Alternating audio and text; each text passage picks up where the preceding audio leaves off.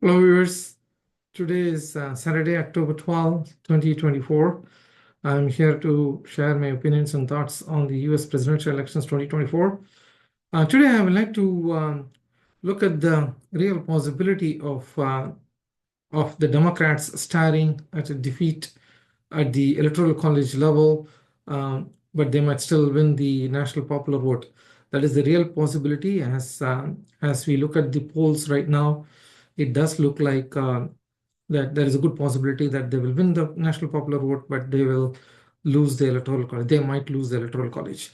So this is one of the reasons why party leaders like Hillary Clinton and others are saying that Electoral College is a huge disadvantage for the Democrats, and they would like to do some kind of a reform in the Electoral College. But that's a different topic for a different day. But nevertheless, let's look at some of the reasons why the Democrats think that Electoral College is basically inherently a situation where it is disadvantageous for the Democrats. For that, we need to look at how smaller states play an outsized role in terms of the Electoral College. For that, I would like to show you exactly what I mean by that. Let's go straight into the presentation. So let's look at this slide here. On the left-hand side, you see the list of states that Republicans normally win. These are relatively smaller states. Let's look at Ohio and the approximate Idaho.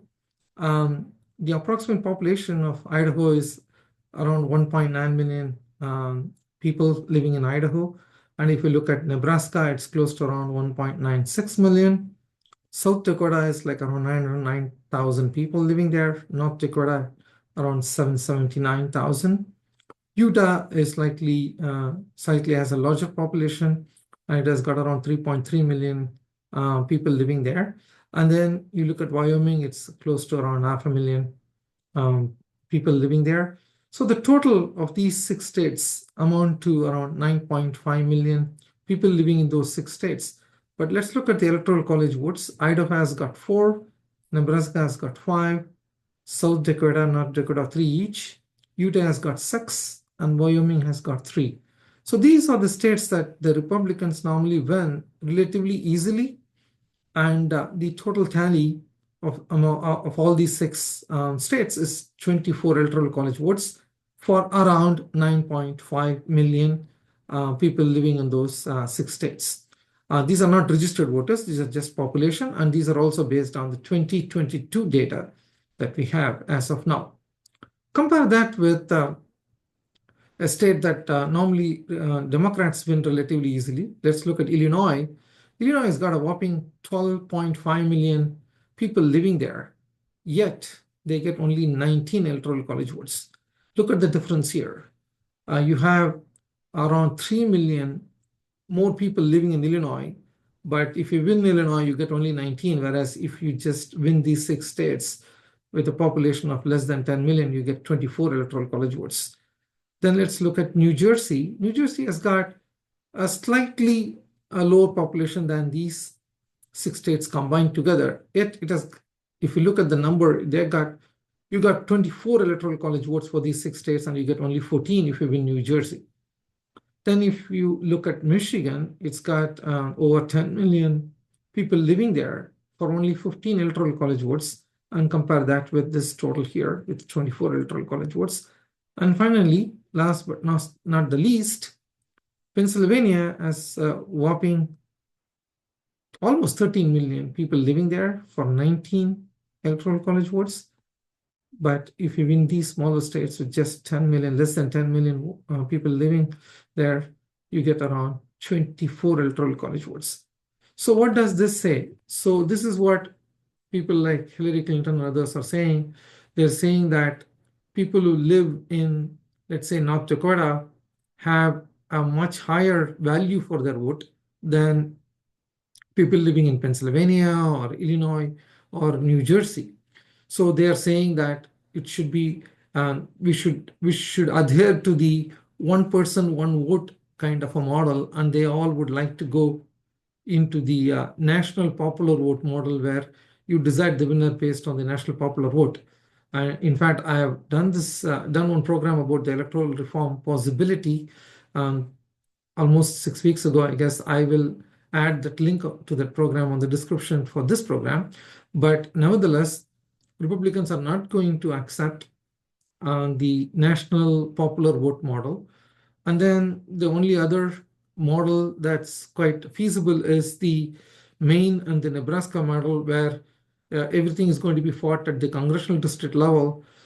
For each one of those congressional district, if you win a congressional district in a state, you can get that electoral college vote from that state. And if you win that state, you can get the 2 votes that are given to you as a part of the 2 Senate votes for that state. So for instance, if Democrats win one congressional district in South Dakota, and if they win the entire state, because if they win the congressional district, they will win the entire state, they will get the 1 congressional district vote plus the 2 votes for the Senate, the 2 Senate seats. Similarly, in Nebraska, if you look at it right now, there is a very good possibility that Kamala Harris is going to win 1 congressional district. So since Nebraska allocates electoral college votes based on this model, she's going to pick up on electoral college votes from the state of Nebraska, even though she would lose the state of Nebraska. So that's a model that the Republicans might agree. One of the other reasons why I think Democrats are staring at a defeat at the electoral college level is due to the fact that they do not have a 50-state campaign. They do not have a 50-state strategy. The last person who really talked about a 50-state strategy among the Democrats is Howard Dean. He wanted to, after the 2004 loss, he became the DNC chair, and he wanted to actually compete in all the 50 states.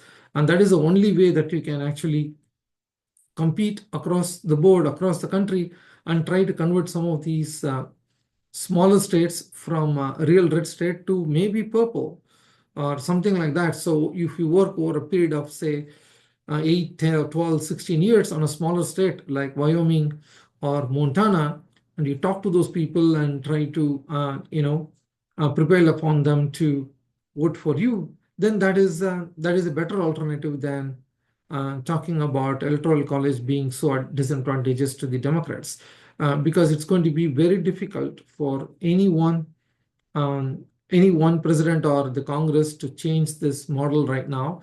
I think Republicans will not accept a national popular vote model, and even the electoral college, tally or the electoral college distribution based on congressional district is also not going to really go well with the Republicans as well. So the long and short of it is this is going to be another tight election, and as things stand right now, there is a very good possibility that Kamala Harris will win the national popular vote, but she will end up losing the electoral college.